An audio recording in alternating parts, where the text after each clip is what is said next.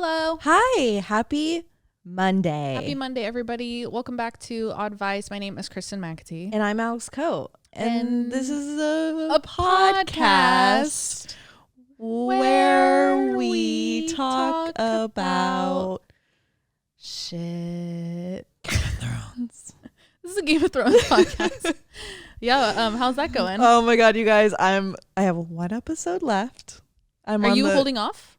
Yeah, I'm going to watch it with him. Oh, okay. Got it. Yeah. Okay. I have one episode left. And he said I would hate it the last 3 episodes. I hated the second to last episode. Yeah. Where she, spoiler alert, whoa. if you haven't watched it. Okay, yeah. Where she just rips through the city and fucks shit up.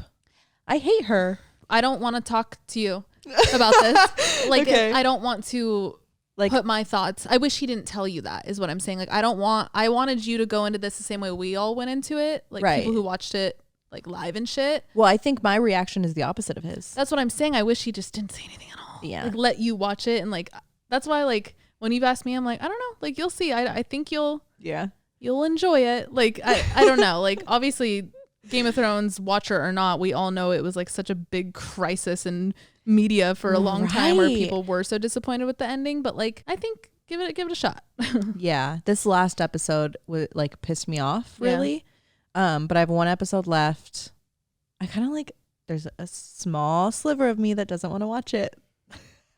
I mean, I think you should at this point. Like if you're going to watch the last season, you should watch the last episode. Like, just you know what? I said this after I had already passed this episode, but I should have stopped. I think it's season 8, episode 3, The Long Night, where they fight the White Walkers. Mm-hmm.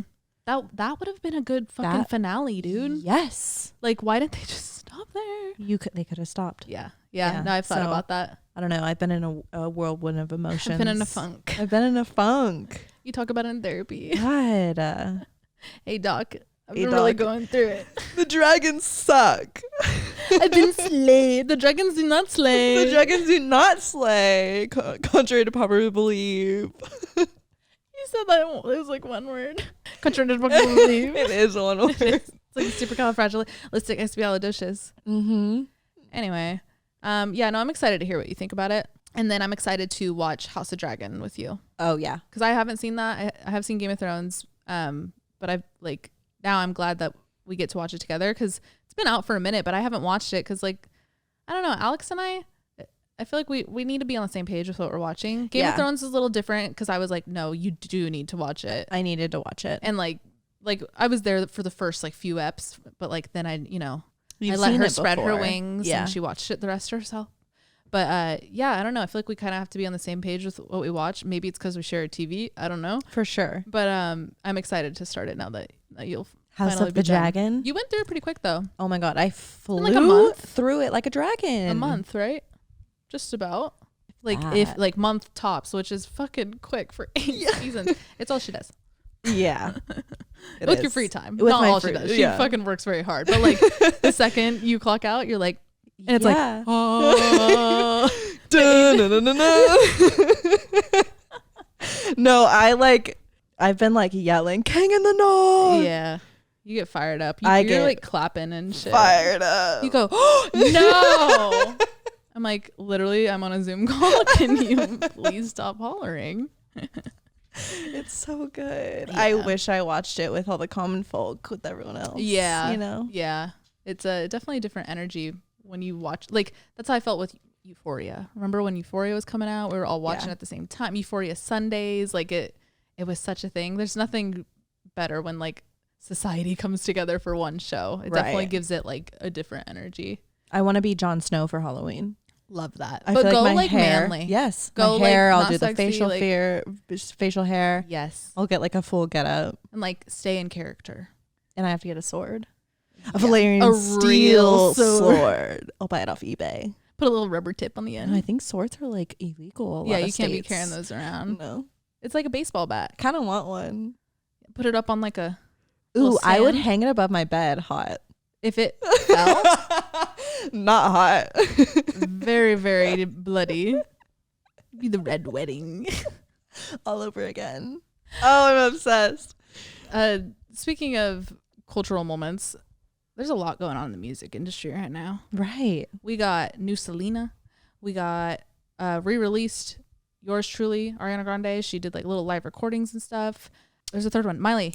Taylor really started a wave with all the re-releasing. Just about to say. And even Demi Lovato is re-recording a lot of her old shit. That. Like, I love it. I'm here for it. I'm eating it up. But like, I feel like this kind of happened with movies in the past years. We're seeing remakes and sequels of like the same stories. Right. And now we're seeing it in music where people are just kind of, I mean, we've been seeing, this is a forever trend, but how people sample old songs and put them into new songs. Like, we kind of just be recycling. Oh, yeah. Like, I'm here for it in some cases, but I don't know. I also want like new stuff. The thing is like, I obviously see why Taylor did it. Oh yeah. That's she had a purpose behind it, but like, well, Demi did leave Scooter. That's true. So maybe that has to do with it. But isn't Ariana still under Scooter? Hasn't she always been signed by Scooter? I thought she left for some reason, but yes, I know whether she's still with him or not, she was with him under at some Scooter. Point, yeah. Well, she did leave him. Then all of this would make sense. Right. Kind of like standing with Taylor. Yeah. You know? Yeah. But and even Ariana getting into Wicked, and like we all know that that's been like a dream for her. It seems like, you know, as far as like her fame and her opportunities, she could have had that dream a long time ago, but I feel like Scooter kind of keeps people in a box. So maybe she isn't with him anymore. Maybe that's now why she's able to do Wicked. I don't know. I know Justin Bieber left him, right? Yep. Bieber left like recently. It's just kind of crazy. How messy. I mean, he's probably so bad for all of these big names to leave him. I want a documentary. I want a Scooter him. Brown doc. I want a whistleblower. I want his assistant to come out with some shit or something, you know? Because you're right. Like, even the Taylor thing alone, like, what really happened? Dirty. What really happened? We got the pretty media version of that. What really happened? Ugh.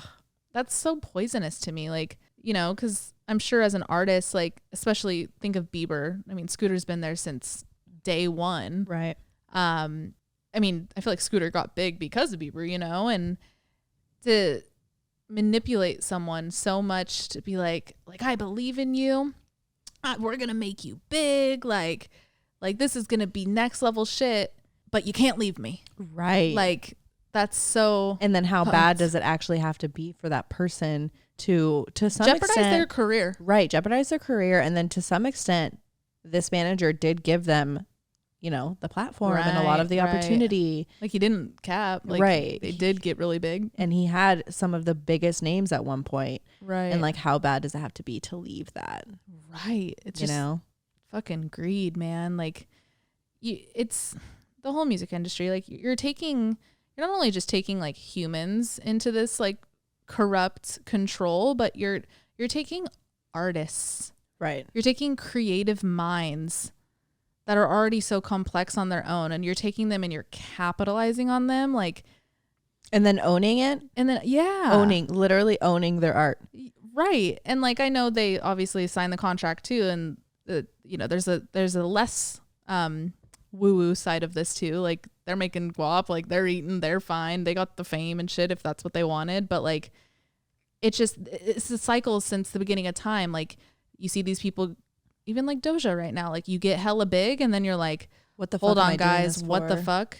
This isn't even what I want to do. Like, isn't that Jennifer Lawrence's story too? Like, she admitted that like she did all these roles that she really didn't care to do because she just wanted to like get to a point where she can then like produce the shit she wants to produce. I know I don't know Jennifer Lawrence's story, but I thought it was her. It could have been someone else. Matthew McConaughey. He was doing rom-com after rom-com after rom-com, story, and he finally went to his manager and was like, I don't care how much money they offer me, I'm not doing one more rom-com. And like, I think one movie came to him and like offered him a ridiculous amount of money, and his manager was like, if you don't fucking take this, and he was like, no, I'm not doing it. And I think the next movie he got was like Dallas Buyers Club or something. Fuck. And like, and now we all see him as now we all see him as such a good actor, like all these, you know, deep characters that he plays. But like, it wasn't even 10-20 years ago when He was just doing rom-coms. Like, only rom-coms. Yeah. Like, and like to be typecast like that and then to break out of it. Yeah. That's crazy. I love him. He's so cool. I really want to read his book. Yes, me too. I've seen a lot of like his like speeches at colleges and stuff. There's that one we all know of that like goes viral on TikTok ever so often too. It was viral on YouTube years ago, but that man's got a head on his shoulders, and I mean, mad respect. That totally sounds like his character, I suppose, but yeah, it's crazy. The evolution of what is such a creative industry, but also so, I mean, it's dark. Yeah. And scary. We don't know the half of it. No. We're not even in it. Like we know nothing. We know nothing. I don't know. It's scary. I was talking about with Leanna recently, like music industry, the government, all the like creepy unknown shit that's going on behind the scenes. Like I feel like, and she was saying she feels it too. Like I do feel like we're starting to peel back. Oh yeah. I think something's gonna get stirred up sooner than later. I don't mean next week, even but like with like the government admitting that there's aliens, like, or were they doing that to distract us from something? I mean, sure, but like aliens used to be such a like, nope, don't go there with the government, like, and for them to like release a statement, I don't know, because part of me was like, when that all came out, like, I mean, I believe that they're real regardless of what the government tells me, but to the people who really do put all their trust into our government for like news and like what's right from wrong, which is terrifying, that is a newfounded kind of fear for them, because they didn't come out like, yo, this is fucking sick. Like they came out like, this is scary. Invasion. Yes, we must be weary of this blah, blah, blah. Right. And like, I don't know. I feel like they were just trying to freak us out a little bit. Like, are they, like I said, are they distracting from something else? I don't know. That's the thing. We'll never know their motives. We'll never know. But I do feel like we're slowly going to get there. I think we're in that direction more than we ever have been before as a society, which is like terrifying, but like really cool. I really hope so. But I also wonder if and when we do find out what's really going on, can we even wrap our head around it? Is there anything we could do about it too? Yeah. Damn, how did this go from Selena, Ariana, and Demi Lovato to this? Matthew McConaughey to this. Right. Okay, let's do song of the day, because call me crazy, I've been listening to music. Yeah? Yeah. Whoa, what are you listening to? A whole lot of hoopla. I'm kind of all over the place right now, but I like that. I'm listening to a lot of new stuff. Okay. Because as you guys know, I go through phases where either I'm not listening to music at all, or I listen to only nostalgic shit. Right. Or one new song over and over and over that again. Too, or one album or one artist. Or right now I'm in the like, let's find a new song. If I like it, then I go to that song's radio, and then they're all new songs, but they're similar songs. So then I find even more songs, and I like it. I think this is my favorite type of finding music. That's like my favorite thing to do. Let's see, which one do I want to do? My song of the day is going to be The Way Things Go by Bia Badubi. Let me see. Bia Badubi. I think I said it. Yeah. Bia Badubi. Cute name. Is that her? She's cute. Yeah, I think so. I assume. Yeah, she's singing. Oh my God. It's so good. What is it? Is it R&B? You said last episode that you've been listening to jazz. Pop? Yeah, it's like poppy. It's like melancholy poppy. Cool. It's it's definitely not jazz. I have been on a jazz kick though.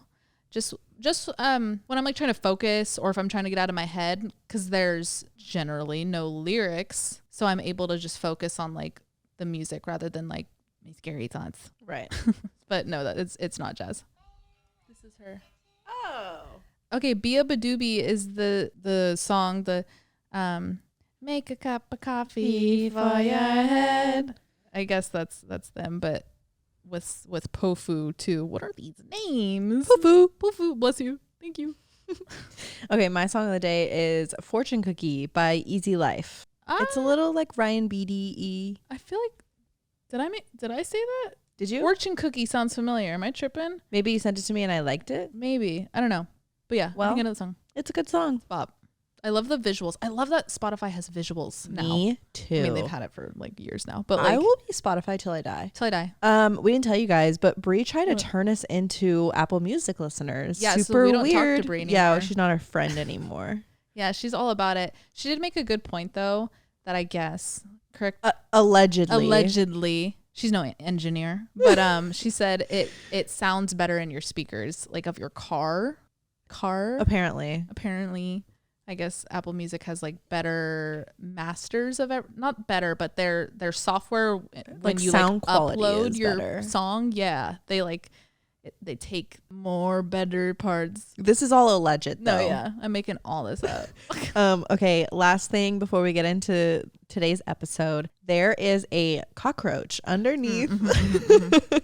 There has been a dead belly up cockroach underneath one of our glasses yet again. It's in the corner. We haven't touched it for about 3.5 days. The first day we put it on, Kristen was like, do you think it'll still be or do you think it's actually alive? And I was like, we'll find out Saturday when my boyfriend's here and he picks it up. Yep. But in other news, our friend Shelby's coming over tonight, and Shelby is like super badass. So earlier I almost called you Monica. What's your name? Alex. Oh my God. Alex is like, oh, you know what? Shelby will pick up the cockroach. I was like, you're right. So Shelby to the rescue if she ends up coming over. But if not, we got Spike doing it tomorrow. Yeah. So don't worry. We're safe. We're safe. We're okay.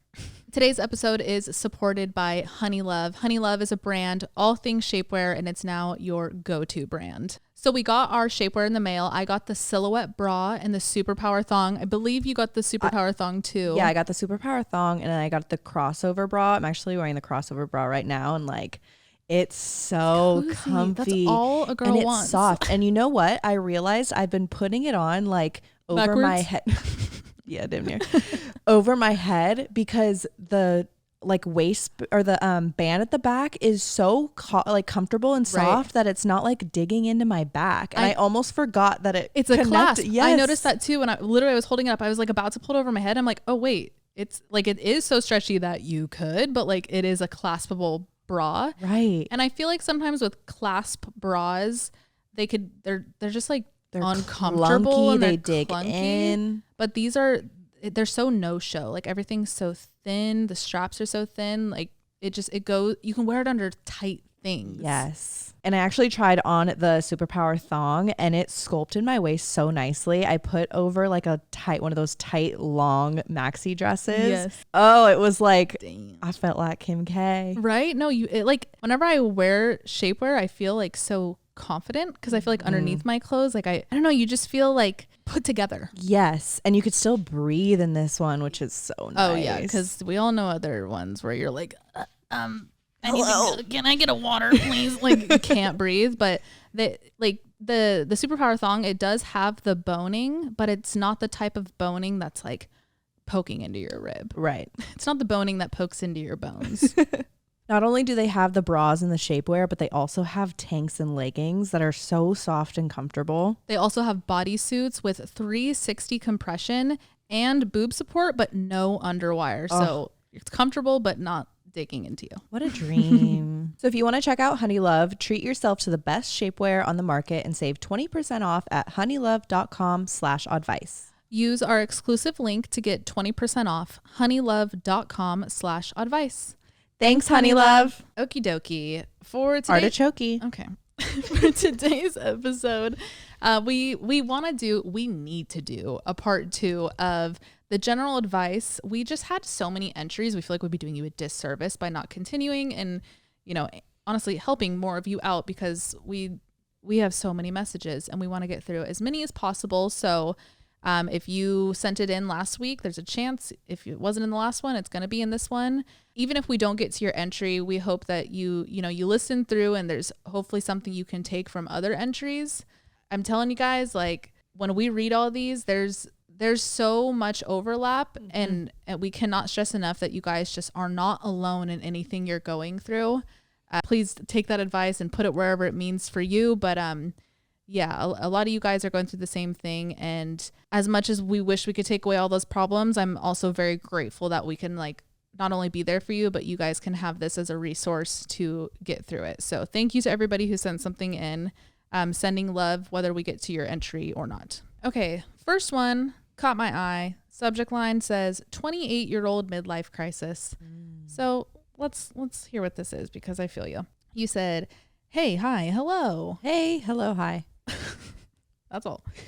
I'm currently having a midlife crisis. I'm 28 and still waiting tables.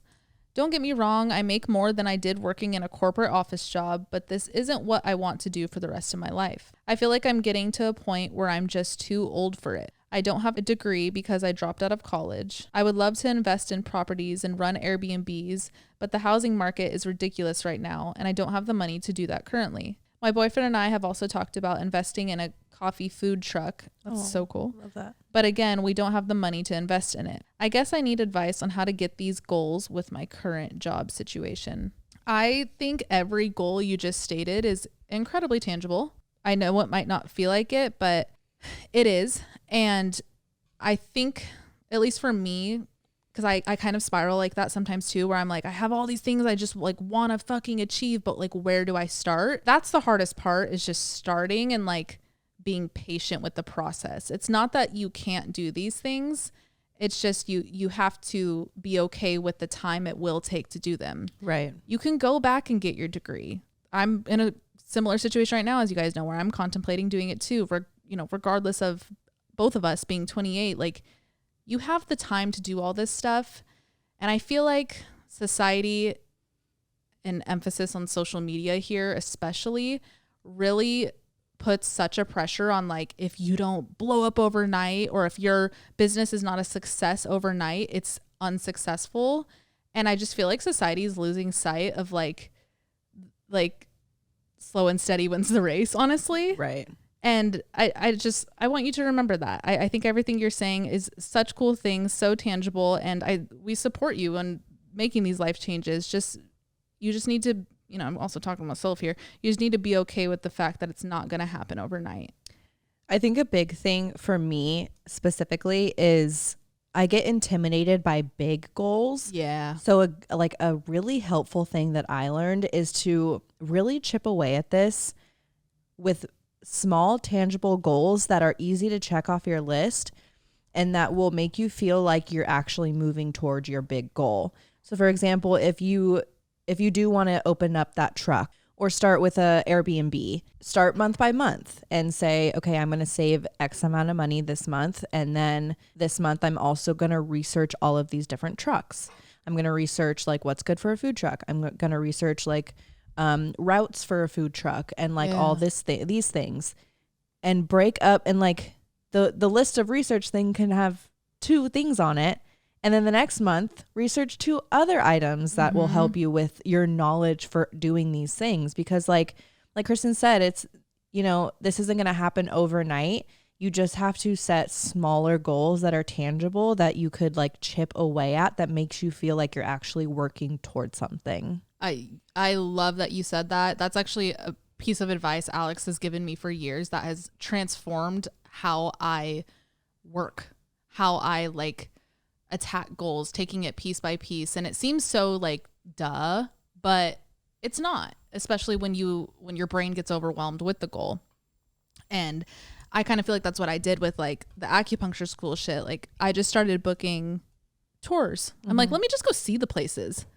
Like, yes, you have all these big goals, and I'm not saying you don't actually want them, but maybe you should also investigate the actual process and start doing that research to see if this is even what you want to do. Because there's also so much more that goes into all these things that you're saying that you might actually not enjoy as much as the, pretty bow picture. The end goal. Right.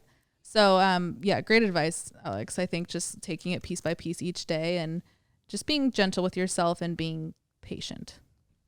Okay, next one. This one's called Dating While Damaged. Ooh. Hey girlies, as a fellow woman in her 20s, I look forward to your podcast every week.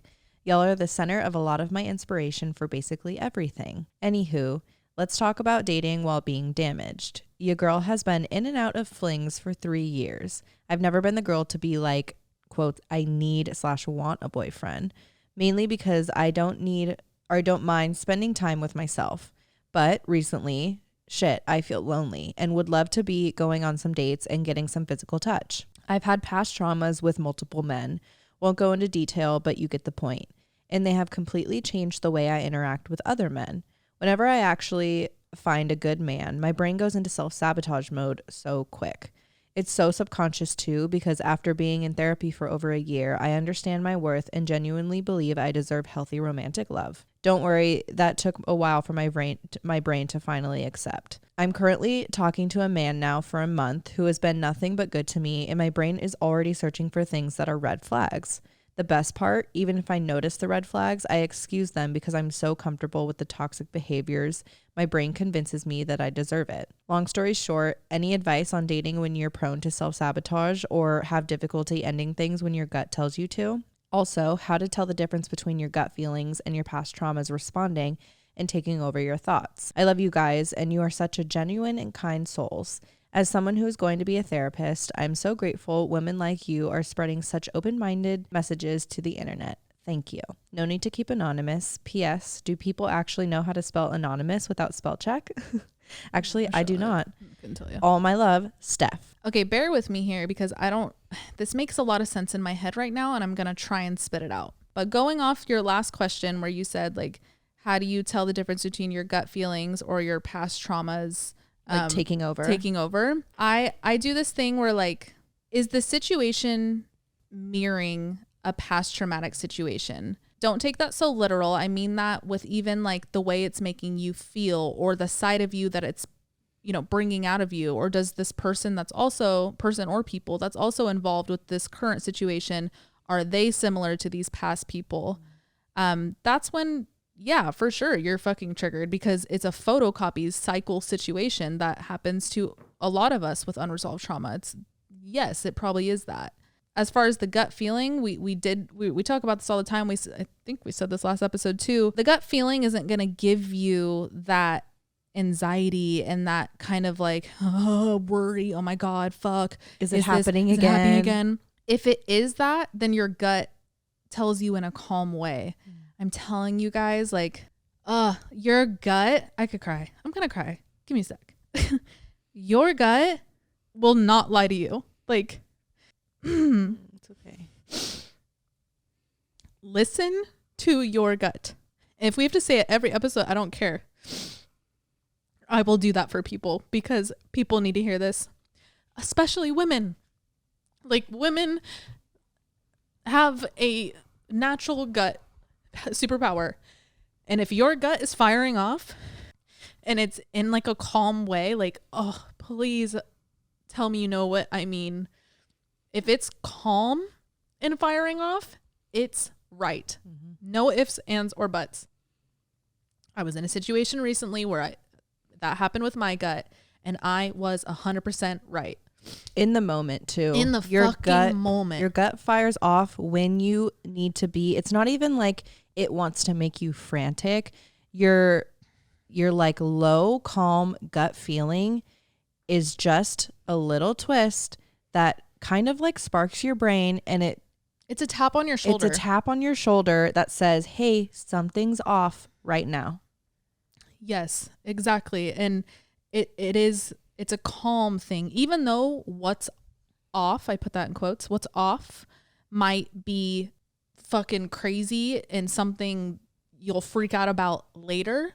In that moment, when you get that signal, your gut will give it to you in a calm way. Your gut and your intuition and your higher power, no matter who, what, when, where, or why that higher power is, will not give you signs with wearing a cloak of fear. Fear is only when your brain is attacking itself to self-sabotage. Does that make sense? Oh, I can't stress it enough. So, yeah, back to what you're saying. Like, that's the difference. Like, if it's photocopying an old situation, you got to be honest with yourself. But if it's a calm feeling where you're like, yeah, this is a situation I've never been in before, but something feels off here, go with your gut. Go with your gut. As for the dating with self-sabotage, that one's really hard, because like you said, like you've done the therapy, you know you're worthy of it. So I understand the situation you're in is probably really frustrating, and it's kind of this battle with yourself where you're like, what the hell? Like, I know I deserve this, but why can't I allow it in? That's at that point, once you have the awareness, it's step 2 is just cycle breaking and really just like pushing yourself through it. There was a period of time, you'll probably remember this. Remember when I like couldn't take compliments? Yes.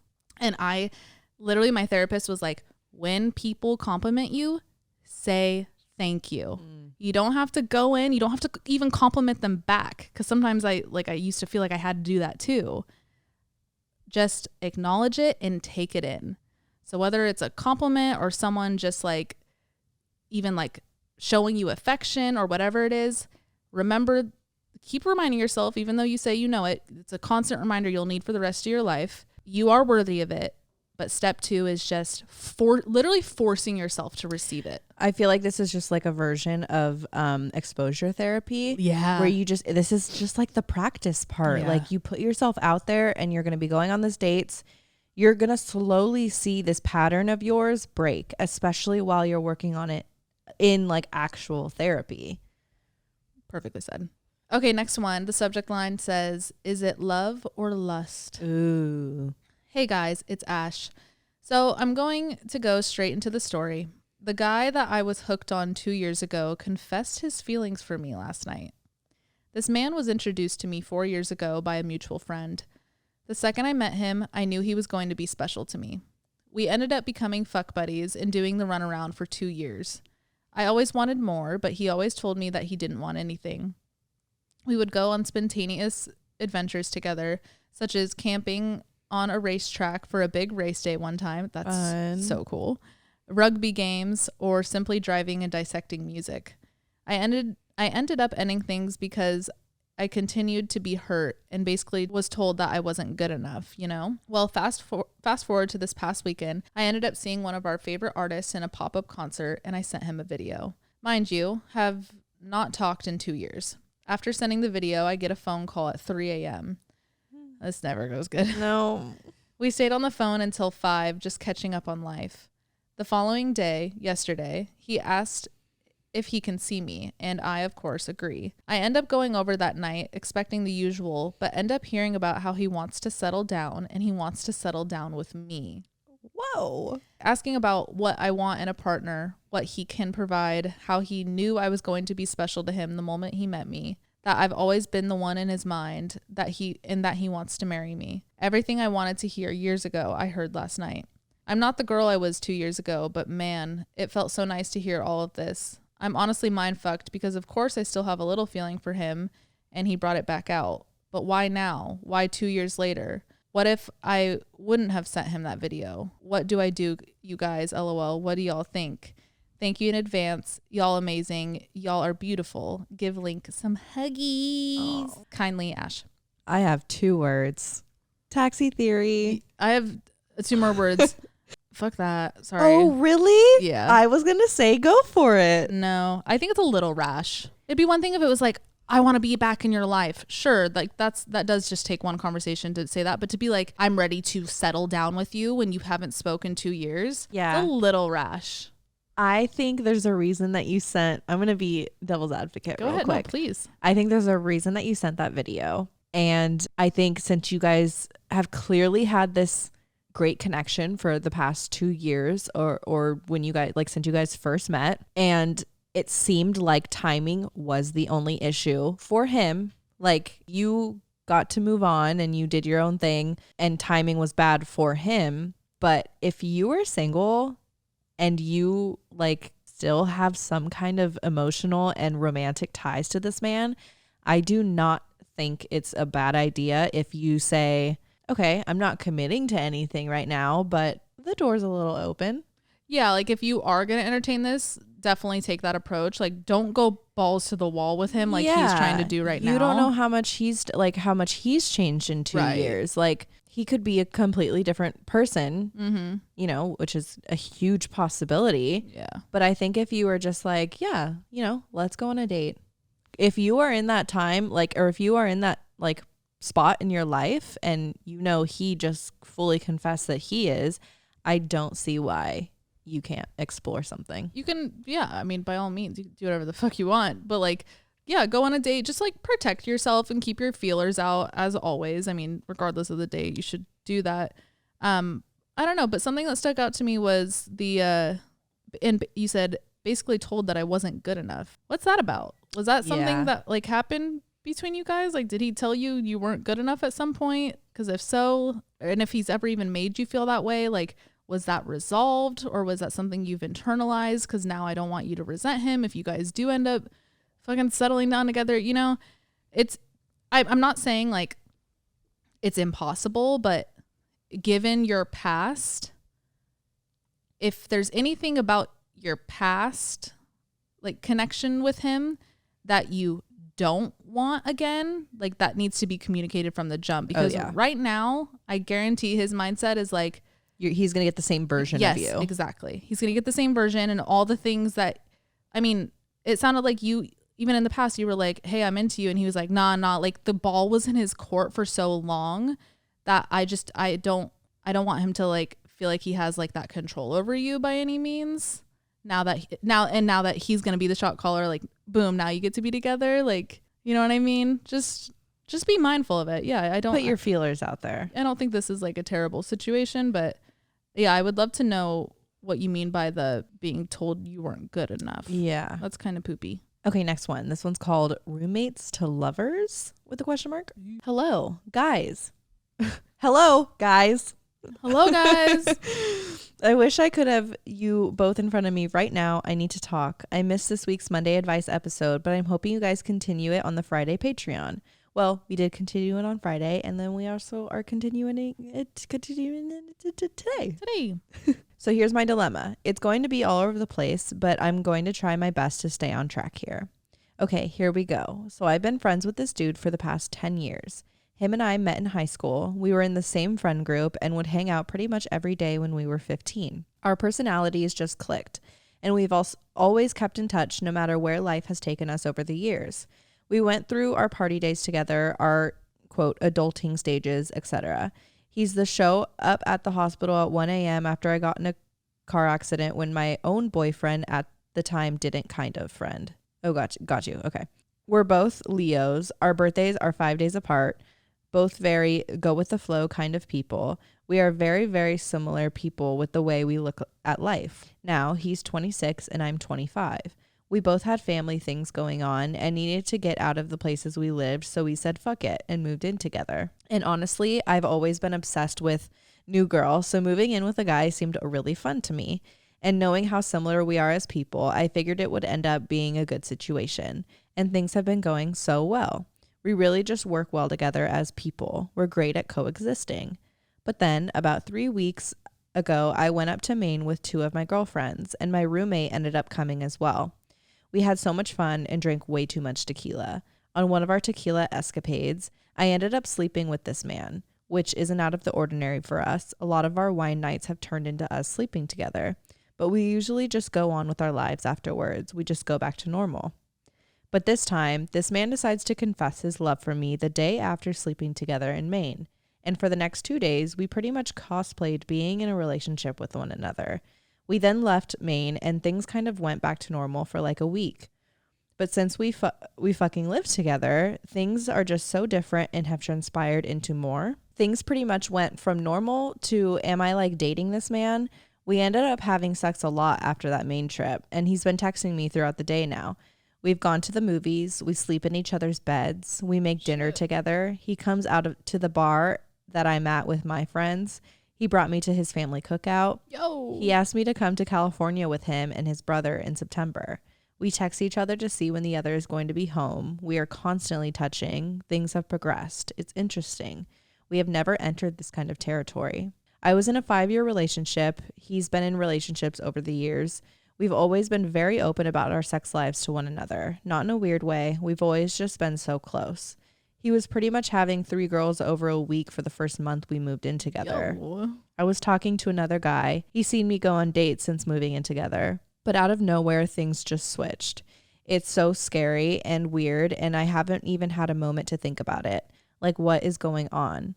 Recently, I've come to the awareness that I am actually a horrible communicator. There's a lot to unpack here, and I'm already typing a novel, so maybe we'll get into that another time, but things are just happening right in front of me so fast, and I don't know what I'm doing. And I don't know if he knows what he's doing either. I don't know if it's my own insecurities and weird attachment issues, not being able to believe someone loves me. I just can't help thinking that if he was just drunk talking in Maine and doesn't actually feel that way about me, but now feels bad for saying those things to me and is just playing pretend. Or what if we just let life sweep us off our feet too fast and we aren't ready to go down this kind of path with one another? For some reason, I can't convince myself that this man actually likes me. I don't want to be delusional and think this is a love story when it's not. What if we don't feel the same way about things or what we want? I'm like shitting my pants over this shit, dude. And I know you guys are going to tell me to talk to him, but for some reason I am so scared and physically don't know how I will do that. I think I would throw up if I tried. I can't communicate. Something is wired wrong in my brain. I just don't know what to do, and I think I'm trying to portray that I am the, quote, cool girl on the outside per usual, but what if I'm not, and I just want a love story and to be fully vulnerable and dive into it? I'm sorry this was so long, and I don't even know if I asked a question. I'm just kind of freaking out a tiny bit, but not too much. I am simply trying to go with the flow and see where things go, but I can't help but think about all of these things. Also, I literally love you both so much. I get so excited to listen to you guys on Mondays and Fridays. I have been watching Kristen for years and years and just find so much comfort in having you guys in my life. I resonate with both of you so much in different ways. I feel as though I'm a mixture of the two of you and how you operate in the world/think. It's been so lovely having older sisters with such wide perspectives on life that don't know I exist, as I am the oldest of 3 brothers. I love you guys, and I hope you know how much we all appreciate you existing and being such a kind, strong, awesome, lovely women. I love watching you guys grow as humans. Love, Alexis, or Lex is cool too. Oh, thank you, Lex. I want to give you the biggest hug. Me too. Like a good solid squeeze. Ooh. Like I want like a good hug. And then go like this. A little wiggle at the end. Yeah. Okay, yes, you know you have to talk to him. You know what we're gonna say. You have to. This is just such a like weird scenario because in general, like I feel like this is normal progression, but it's just strange that you guys live together. Because then it puts it under a magnifying glass. Because and like if shit fucks up, you can't just like, all right, I'm never gonna talk to him again. Right. But like also cross that bridge when you get there, if you even get there, because on the other side, like what if it's great? Going back to the needing to talk to him thing, because I feel like we need to unpack that a little bit. Straight up, because you did open up and say like you feel like your brain's like not wired and like you physically can't do that, and I understand that. If you have to, like, put it in a text then, dude, like, or write him a letter. Like something's better than nothing, especially with something so big like this. You said you feel like he was drunk and now he's just like keeping up with what he said in Maine. I do not think that's the case. I think that's your brain playing games with you. Yeah. And especially like the sleeping in each other's beds, like the cuddling, the making dinner. If he was just entertaining it, it'd be the bare minimum. It would be bare minimum, and it would be like you would like notice more signs of him doing it only when it's at his convenience. Right. And you'd be like, oh, he only wants to fuck with me this night. He only wants to fuck with me this night. But like, I didn't get any hint that he's like roller coastering like that. Yeah. You know? Sure, this story of yours, like with you guys, it's not like conventional by any means. But from the jump, like, it sounds like you guys are just kind of life partners, and whatever that looks like. That doesn't, you can have platonic life partners too, but that's why it's flowing so easily, because like he's been there for you in the hospital and shit. Like, it's a different level of respect and support, and I want you to have faith in that. Yeah, because all those other great, nice, comfortable things you guys have done for each other and those times you've been there for each other, did any of those times seem phony? If not, then this one's probably not phony either. Like, good point. I just don't, you would see more trends of it. I just don't think he would switch up after all these, you said like 10 years. Right. It's just not usually how it works. Like if someone, you would see signs. You would see signs. So, yeah, I mean, I think he just, and like, even if he was drunk, yeah, I think he was just a little brave. He had a little liquid courage to actually put his feelings on the table. And I think maybe he's just in like, you guys are in like a safe space right now. You guys are in some kind of phase where you like know what's been said back and forth. Yeah. And you've kind of broken down a wall in your relationship that's allowed it to progress into something that like kind of sounds like it was bound to happen anyway. Right. Like you guys have hooked up before, but it was always just you go back to normal. But then now he's confessed these things. I don't think you should question it. No, not at all. And again, for the millionth time, you just have to talk to him because he's probably having these emotions and these doubts too. Yeah. So, and he's probably in his head, he's probably thinking like, fuck, we had this conversation when we were drunk. Like maybe she doesn't. You guys are probably thinking the same exact thing right now. He wrote in too. It's crazy. We're actually about to read his entry. So I met this girl.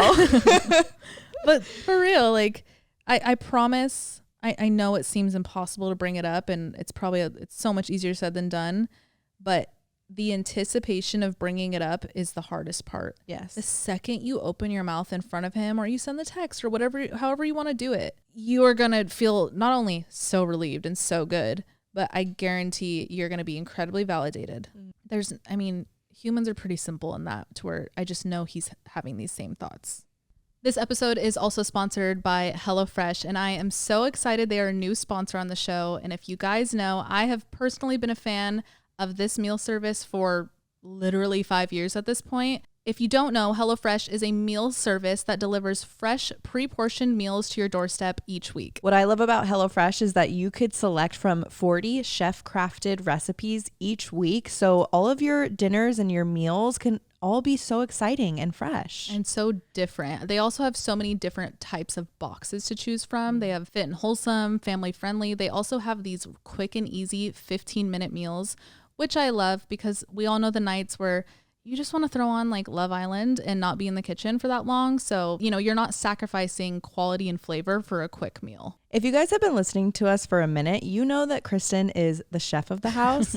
And for those of you like me who aren't as savvy in the kitchen, HelloFresh is so great because all of the meals are pre-portioned out and they do a step-by-step guide of everything that you need to do in the kitchen down to like when you need to cut your ingredients. Also, it has pictures. Yes. That's so helpful. Oh my God. You don't know me too thin. You don't know how many times I'm like, which one's the pepper? Which one's the jalapeno? Literally.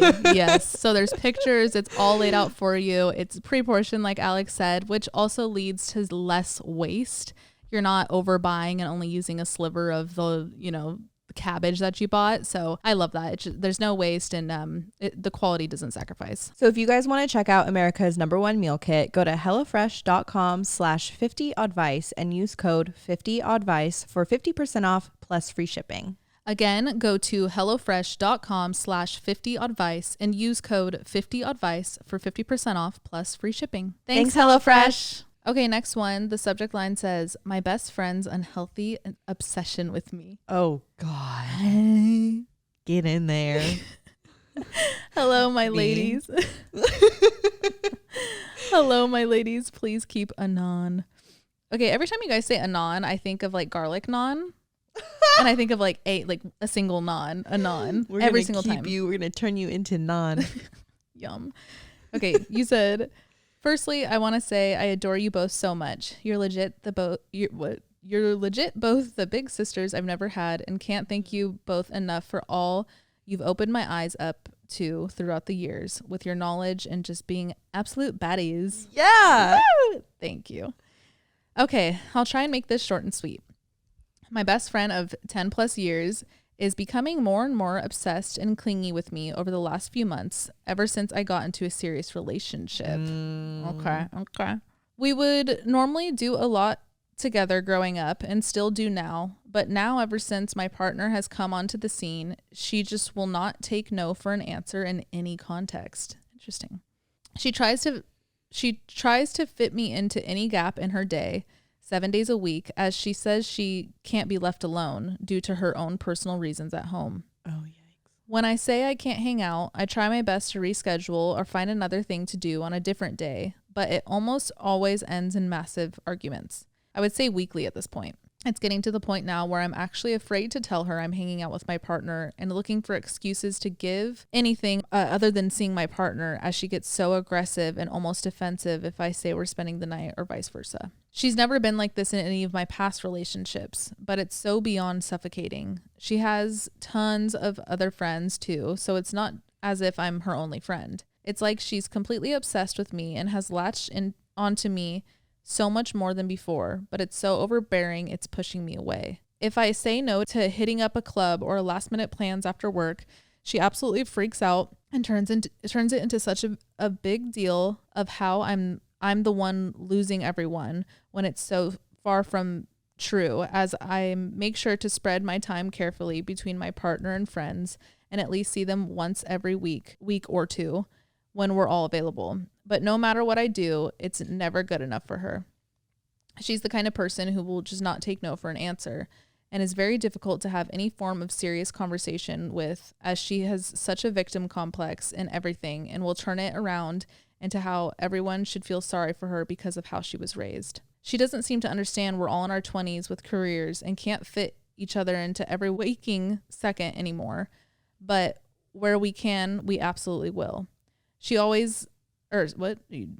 I said the word always and like you literally didn't even type that. She just gaslights me so bad to the point I just don't feed into it, but it makes it worse. I just don't know what to do anymore, as it's affecting me and my partner's relationship, as we're afraid of the backlash if we do something or post a picture together. I don't know how to tell her she's too much without starting an argument.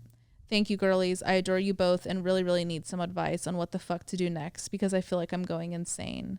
Love y'all. Sounds like your friend has control issues. Yeah, her reaction is like not okay on any level, and I like definitely stand your ground in that. You shouldn't be afraid to be like posting and all that. Like this runs so much deeper than you, and I say that so that like you try as hard as you can to not take it personally. Yeah, this is some deeper shit. And Alex nailed it on the head. It is a control thing, because now you're not under her control. Like now you give your time to another human being, and like she can't fathom that. Right. Did she mention if she like brought it up with her friend? Have they talked about it? Or you mentioned that you were, and every time she just gets hella defensive and like you said aggressive, which alarms me. Yeah. I think like you got to take some space. Yeah. I don't even know how you could remain close friends with this dynamic that's currently happening. Like something has got to give, and she has got to face how she's acting and what she's doing. And if she can't even sit and have a conversation where you're trying to like let her know how she's acting, the best thing that you could do right now is just completely like disconnect for some time, right? Is that bad? Like I don't think it's bad to disconnect. I think space is always something like you could make that judgment call. Being like devil's advocate here, I guess, if I even can. I do want to know more about like what is going on at home. Like, is this a cry for help? Like, is she?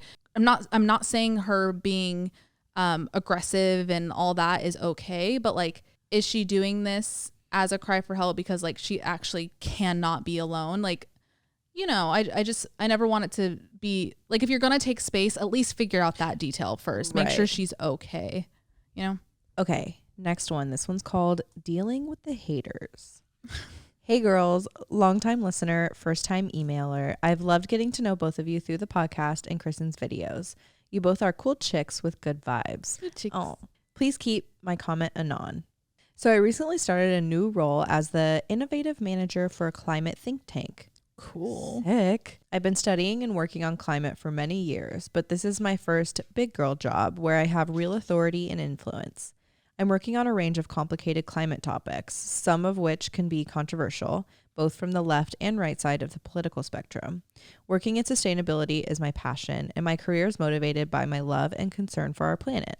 Recently, I posted an update on my job on LinkedIn, and some guy, who I don't know, basically tore me apart with a nasty comment and repost where he called my work oil and gas propaganda and PR bullshit. For context, I work on a range of topics, including some of which involve the oil and gas industry. My paycheck isn't paid by oil and gas, and I work for a nonprofit that tries to convene voices across the industry to have constructive dialogue. This nasty comment turned a professional update into a huge source of stress and anxiety. I ended up deleting the post because I couldn't stop thinking about this mean comment and other people that were starting to pile onto it. I'm terrified of being, quote, canceled by the climate movement because I want to establish dialogue/collaboration across a bigger spectrum of players, including some of the, quote, villains of climate change. But after years of studying the topic and talking to humans across the spectrum, I just think it needs to be part of the solution. My question for you all is, how do you deal with the haters online? How do you manage the vulnerability of sharing your perspective in a digital space, even when people want to tear you down? How can I protect my spirit as I grow in this industry and potentially develop a more public-facing persona? Anyway, thanks for reading this long email and looking forward to your response. Would love to get your take on things. I didn't know there were trolls on LinkedIn. Yeah. That's crazy, first of all. Whoa. You've come to the right place. I so easily just want to be like, fuck it, like fuck them, but I understand it's not. It takes a lot to more get to that point too. And it took me years to get to that too. Yeah. But you know, you do get thick skin with it because ultimately, like, this sounds like a fortune cookie, but like, please take it for what it is. As long as you are like staying true in your beliefs and you're not hurting anybody with your post, you're not attacking people, you're not like spreading negativity. If you're just, especially in your industry, if you're just like spreading facts and like knowledge, breakthroughs, people are gonna have a lot of opinions, especially big topics like this, like climate, anything political and shit. Like you're gonna get hate for that. No matter if it's the beginning of your industry or the beginning of your career, or if you're hella famous for all the, you know, like you're gonna get that hate. Quote. Oh yeah. You could be the sweetest, ripest, most juicy pink peach in the world, but there's still going to be somebody who doesn't like peaches. That's stuck with me. That, like, you got to live by that. And that's what I'm saying. Like, stand in your opinions. Stand, as long as they're not, like, attacking people, because there's a fine line. Because, like, I feel like if you tell people to stand in their opinions too much, they'll be like, all right, then I could say whatever the fuck I want. It's like, no, we still need to be mindful of other humans and kind and like not spreading false shit. But like in your industry that you're so passionate about, and thank you for all that you do, because we need more people like that. And thank you. Stay true to this passion and don't let anybody dim that, dude. Like I know it's a lot easier said than done, but it does come with time too. I would say, when that happens again, because unfortunately it probably will in the world we live in and how social media works, and it already happened once, don't delete the post. You can delete the comment. You can block people too. Like, don't be afraid of that. Never, no one's too proud to block people. That's how you protect your energy in this industry too. Like a social industry like this, don't be afraid of that mute button, that block button, deleting a comment. I'd say the biggest thing that like I'm proud that I've done through all of these years is don't respond to it. Yeah. Like there's been like a handful I'll respond to because they'll catch me on a bad day, or like it's kind of funny, so I'll kind of entertain it. And that's me being petty, and I will be the first to admit it. But that's on a silly post where it's just like me showing my new shoes. Like that's whatever. But the type of shit that you're posting and like the movement you're making right now, you don't even have to entertain it.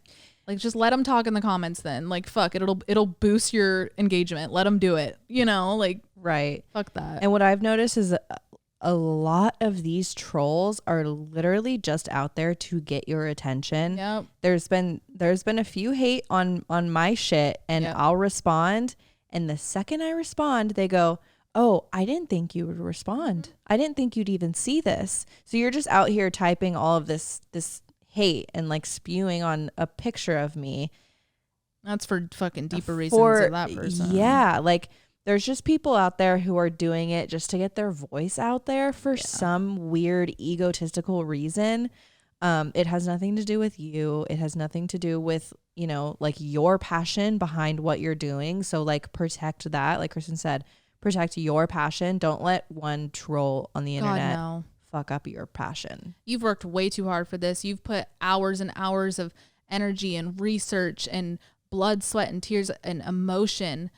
Why would one comment of a person who's probably read one fucking climate article, right, or saw a TikTok, saw one TikTok, why would you let them take that away from you? You know, just don't give them the power. I can't stress that enough. I'm sorry you're going through that though. It is shitty. I mean, you know, you can control your response, and that's all you need to worry about. I get it's hard though, but just don't feed into it. Okay, next one. The subject line says, my brother faked proposed because he was jealous of me being engaged. Sorry? That's so silly. Okay. Hello, Kristen and Alex. Hey. All right, we're serious. Before I start my story and ask for your help, I wanted to say thank you for the podcast.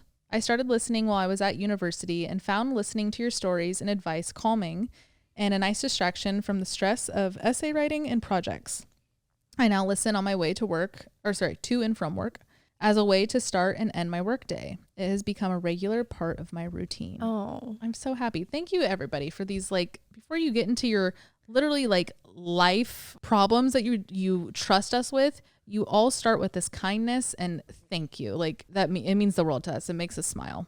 Talk about it all the time. Sorry, I'm choking right now. I think there's actually a dog hair in my throat. Ugh. It's been in this whole episode. Some water. Okay.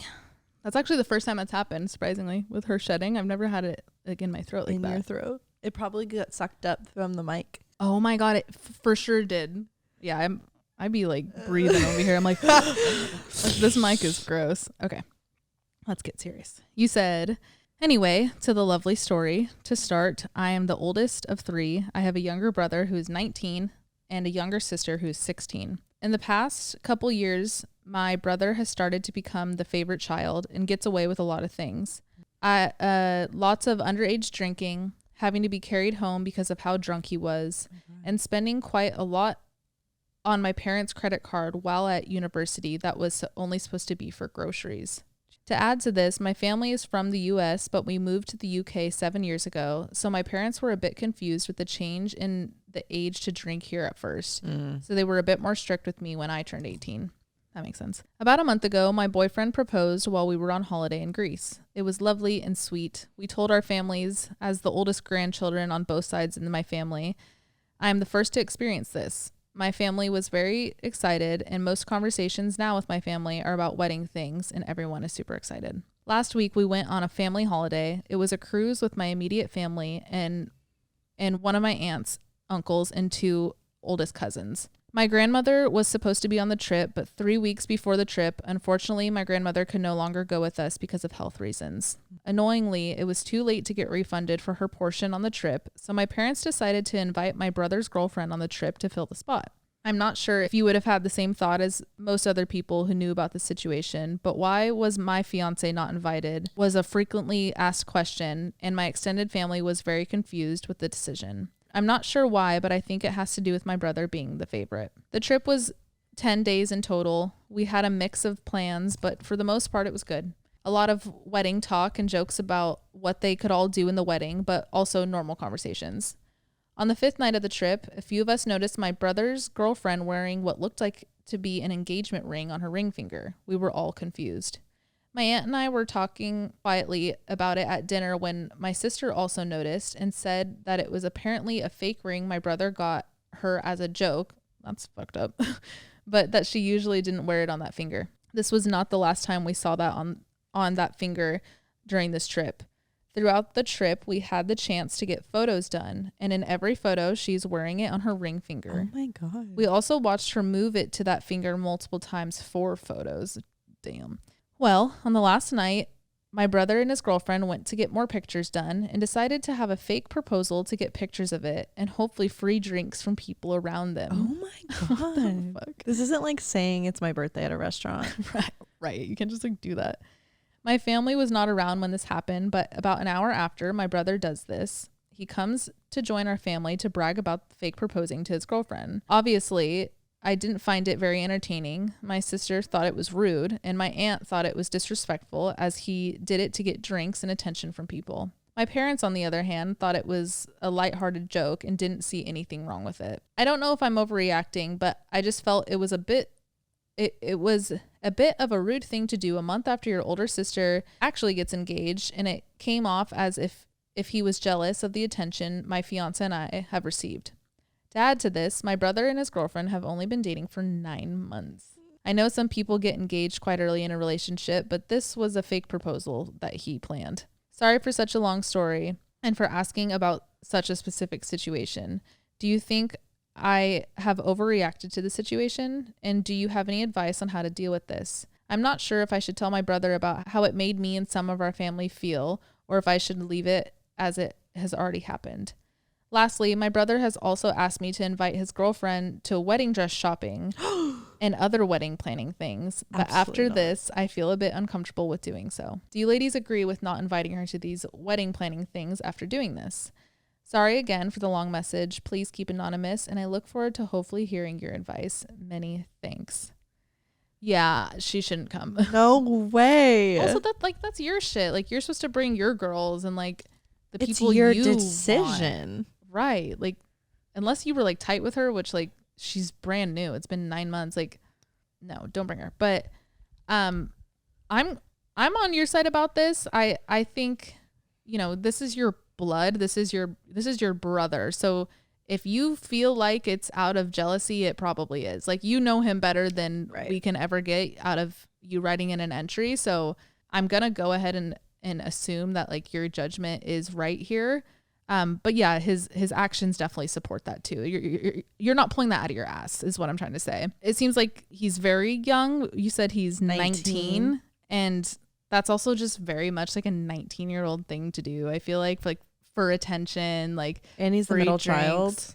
Yeah. I don't think it was like, you know, he looked at his girlfriend like, let's go do this. Let's go fuck up my sister because she just got engaged. Like, I don't think it's that malicious, but you are still valid to feel this way because the fact that he didn't even consider, like you said, that you had just been engaged is poopy. Like, that's definitely like something to feel icky about. As for bringing it up to him, I mean, if it's on your conscience, then yeah, bring it up to him. Like, that's not for us to gauge. If you need to get it off your chest, then get it off your chest. Maybe you can like 2 birds, 1 stone this situation. And like, if he brings up again, you inviting his girlfriend to all these wedding things, that's when you be like, you know, to be honest, like I was really turned off by the whole situation that happened on the cruise. And like, I just saw like a lot of disrespect coming from you and from your girlfriend when it came to like everything that happened, and I just don't feel comfortable with her at the wedding. Don't invite her to the wedding. No, damn near though. With her coming to like all of my really important bridal things, like use kind of that scenario to bring it up, to alley-oop the conversation. Yeah, I don't know. This is shitty though, but yeah, I'm sorry. It's just it sounds like a 19-year-old, but again, that doesn't make it okay at all. And it's your blood. Like, there's hopefully another level of respect there that he's definitely not abiding by, and that's shitty. But congrats on your engagement. I'm so happy we are so happy for you. In Greece too. Like, that's beautiful. That's fucking beautiful, and let him be jealous because sounds like a dope ass proposal. And kick him out of the wedding. No, do it. Dare you. Triple dog dare you. And put us in. Yes, we will be so much cooler than your brother. This episode is sponsored by Nuuly, and Nuuly is a clothing subscription service that I believe has just figured it out. Because you know when you guys are shopping and you fall in love with that item and you're like, okay, I'm just going to buy it. I'll return it. I just want to like live with it for a little bit. But then it has tags attached and you can't rip them off because like then you can't return them if you don't end up liking it. Nuuly has figured it out. It's a subscription service for only $98 a month where you can have 6 pieces, and if you end up liking any of them at the end of the month, you can actually buy them off Nuuly. What's great about Nuuly is you have access to thousands of different styles and over 400 brands like Free People, Madewell, Anthropologie. And what's great is they have inclusive sizing up to 5X. And what's great is they also have inclusive sizing up to 5X as well as petite and maternity. They have fast, free shipping, and once you return, everything is professionally cleaned. And if you do end up wanting to buy something and keep it forever, you can get discounts up to 70% off. So I've actually had Nuuly for the past couple of months now, and my favorite part about it is that I'm picking pieces that I wouldn't normally buy in store because I feel like there's just less risk. Like I get the piece in the mail and it's really fun. It's not something that I would normally go for, but I feel like it's kind of giving me a reason to step out of my comfort zone and get more creative with my outfits. And like lower commitment too. Right. I also love how sustainable Nuuly is. Everything is shipped in recyclable and reusable materials, and the cleaning process uses energy and water efficient methods. There are also no fees. So there's no late fees, no damage fees, and there's no fees if you want to pause your subscription or cancel. So if you like accidentally lose a button or like something gets a little thread pulled out, it's not on you. Nuuly is a great value at $98 a month for any 6 styles, but right now you can get $20 off your first month of Nuuly when you sign up with the code Oddvice20. Just go to NUULY.com. That's Nuuly with 2 U's and enter code Oddvice20 and sign up to get $20 off your first month. That's NUULY.com. Nuuly with 2 U's with code Oddvice20. Nuuly subscription clothing rental. Change your clothes. Okay, next one. This one's called I Got Ghosted for the First Time Ever. Fuck that.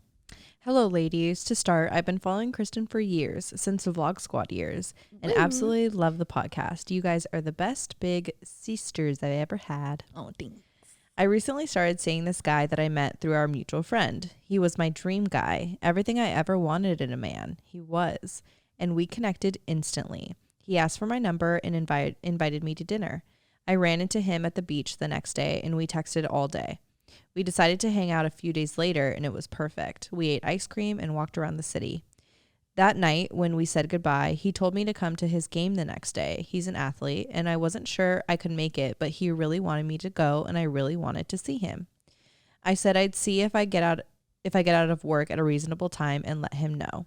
The next day, I texted him when I finished working because I could make it to the game, so I asked what time/where.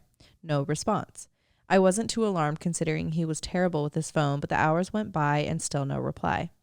I texted our mutual friend to make sure that he's okay, and he responded with, I'm not sure he's looking for a girlfriend right now. What the fuck? A day went by, no reply. 2 days, nothing. At this point, I've psychoanalyzed the situation, and here's what I've come up with. He told me he got out of a toxic relationship in July, so it's fair that he's not ready for a relationship. He needs time, but I would be more than happy to be friends, so why ghost me? I've thought about texting him, but my friends tell me not to. I just don't understand what I'm supposed to do. I've never been ghosted before. He seemed so into me and kept making plans for us. We already had so many inside jokes. I feel so let down by this. What would you guys do? It's been 4 days now, and I'm not sure I'll see him again. Love you guys. P.S. Please keep me anonymous. I don't think you should reach out. I just think this might be one of those classic cases of, especially since he got out of a toxic relationship a month and a half ago. Like, I think he's just in one of those places where he kind of, he was around you for a couple days. He had this like fleeting moment of like, oh, she's cool, let me hang out with her. But then maybe like once he got home and the dust settled, he was like, hold on, I'm not ready for this. Exactly. Like, we've all been there after a relationship. You're like, yeah, I just need to go out. Like, I need to go flirt with people. And then it feels good in the moment because human connection always feels good. But then, yeah, you get home and you're like, oh, shit. Maybe I'm not ready to open that up yet. Like, he's just in such a vulnerable state. And that has nothing to do with you. And I'm sorry that you had to take the wrath and be the one that's ghosted. But yeah, that's even more of a reason to not text him. It's not something you did. And it's not something you can say to fix it. Homie's just gotta like kind of feel it for himself. The fact that his friend had to reach out too, like on behalf of him, like that tells me so many things. Like, he's clearly maybe not even in a state to accept this by himself. Right. Or he's talked about this with his homie, and his homie just like kind of saw this coming. So he kind of like nipped it in the bud right when he could. And also, do you want a guy whose homie has to speak for him? Right. Like it's just not in the cards. You shouldn't have to force it. Like no. Even if like you did have such a good connection and you know the inside jokes and stuff, like I feel you on that. That's super valid to be like, wait, this could have been something good, right? But like if it was going to be something good, then it would be good. Yep. It would be good right now. You wouldn't have to like try and get a hold of him, you know? Yeah, you wouldn't be questioning it 4 days not hearing an answer. But no shame. It's so fucking normal to react that way when you're ghosted. We see it and we hear it all the time with like these episodes and stuff too. And I hate that people ghost. It's the most disrespectful thing to me. Side note, if he's able to ghost you and disrespect you like this, do you also want him in your life? No. But yeah, the ghosting thing, I'll never understand why or how people do it, but it is one of those like, I don't even want to call it an L because like honestly they're taking the L, but like it's just one of those that you just gotta accept and you have to just kind of take it and then move on yourself. It sucks, but just don't take it personal. Okay, this is going to be the last one and the subject line says stepdaddy issues, which is intriguing because you always see stuff about daddy issues, but never stepdaddy. Please keep anonymous. This will be my first time writing into y'all, but I have been a fan since Kristen started YouTube, and I've loved watching you two flourish in New York. Oh, thank you. My stepdad has been in my life since I was 5 years old. I'm 22 now. And as I've started growing into who I am, him and I no longer see eye to eye, and our relationship is dwindling away at a fast pace. To give a little backstory, since COVID, my stepdad has not returned to work and has become a stay-at-home dad to my very young half-siblings, the oldest being in elementary school. He has always had a very active hands-on type of personality, and sitting around the house all day has really affected his drinking habits. Once he picks up my siblings from school, he immediately has a beer in his hand and will continue having a beer in his hand till the moment he falls asleep. When he's drunk, he becomes very aggressive and will verbally abuse my mother and sometimes me.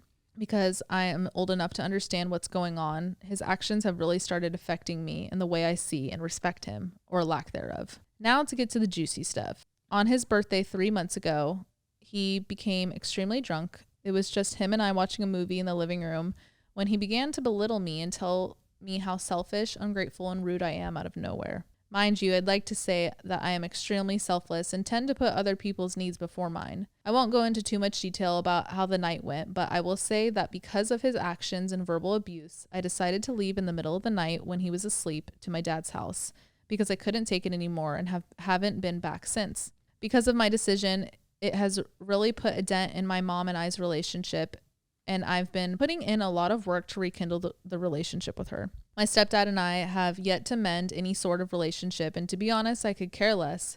But I was wondering if you had any advice on how to go about wanting to rekindle the relationship with my mom, to be there for her and my siblings, while also having to deal with an alcoholic stepdad who sees no wrong in any of his actions and will never apologize or work on himself for not only his health, but for his family. There's so much more I could say, but I don't want to have to write y'all a novel, but all in all, I'm the happiest I have been in a very long time knowing I don't have to live under the same roof as him. If you take the time out of your day to read this, thank you, and I can't wait to listen to the next episode. Oh boy. I am very proud of you that you, at the end, you said, like, you know that there's like no way he's going to apologize. And like, I'm glad you see that reality because unfortunately with alcoholics, like you just can't expect them to take accountability. And it really sucks when you're a person, whether you're a child of an alcoholic or a peer of an alcoholic, it really sucks because your non-addict brain is like, what the heck? I want an apology. Like, so normal, such a human reaction to being hurt. But in their brain, they don't see they've done any wrong because it's a disease. Like, alcoholism is a fucking disease, and that disease is running so rampantly that like their perspective is like they could do no wrong, and it's so selfish because they don't care that their drinking affects anybody around them. They're just happy because they got a buzz right now.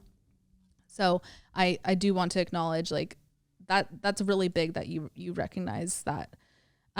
This is really shitty, and I respect your boundary with leaving. I respect your boundary with not even really caring to rekindle with him at the moment. I think that's your decision, and I support you on that. As for your mom and your siblings, does your mom know what he said that night on his birthday? Like, I feel like she should definitely know how her husband is speaking to his girl's daughter. I don't know. Maybe if she does know it, great. If she doesn't, she definitely needs to know. But I think really offering her the support and like letting her know that you're there for her. Usually it runs a lot deeper than this with alcoholics. Like if he's speaking to you like that, he's probably speaking to everyone like that. So just be there for your mom too, and let her know like, hey, I didn't leave because of you. Like I left because of him, and I love you still. And like still maybe try to make an effort to see her, like go visit her at work or like go get a coffee or whatever. Let her know that you could be the safe space for her that you kind of like were able to create for yourself. Yes. Unfortunately, like there's so many situations where partners of like verbally abusive people just don't get out of it, and they can't get out of situations like that. So if anything, make sure that like you could be her safe space in these situations. Yeah. Sending absolutely each and every one of you a big ass hug right now. So many hugs. I wish we could. I always like picture us all doing one big group hug. Oh my God. It'd be a lot. That'd be stinky and sweaty. Stinky group hug. Yeah. Oh, if you're in the tri-state area anywhere near New York, come to, what's their store's name? Wait, this is coming out Monday. It already happened. Shit. Well, this past Saturday. Never mind. If we met you, this is good to meet you. Group hug. We're pre-recording this, but damn. Yeah, never mind. But honestly, to finish Alex's thought, I had a closet sale with a vintage shop, and I'll probably do another one, to be honest. So maybe we'll do it again. And if you're in the tri-state area, you can pop over here. I'm excited though. It's happening tomorrow, but I've already seen a lot of messages of people that are like coming and whatnot. I'm just so excited to like match faces to names of people that like I interact with on social media so much. It's always cool, but I'm also nervous. I haven't had like a meet and greet vibe in years. Yeah. Like probably like 4 years. So sorry, I guess I'm gonna say it in advance, but you're whatever. I probably was really awkward, but like it's okay. I'll be there just as awkward right next to you. Yeah. I'm maybe smoke a little something before and kind of chill out. I'll just start saying Game of Thrones quotes. You guys want to hear my favorite Game of Thrones quote? Yeah. Do you? You sit everybody King of the down. North. All right, everybody, say it with me. 1, 2, 3. King of the North. Hold the door. Okay, guys. Whoa. It's the dog hair in my foot. Have a good week. Yes, everybody. Have a good week. Happy Monday. For Patreon, we want to keep the general advice going for sure. Mm-hmm. So if you're on our Patreon, just send in your message, or if you sent it via email and we didn't get to it, or we didn't get to it last week when we did the follow-up, DM us. It again. Yeah, DM us on Patreon. On Patreon, please. If you're listening on Apple Podcasts or Spotify, make sure you rate us. Leave us as many stars as possible, please. 6 stars. If you're on YouTube, make sure you subscribe and turn on your notifications and leave a comment down below. I love talking to you guys in the comments too. So yeah. All right. We love you guys. Have a good week. Bye. Bye.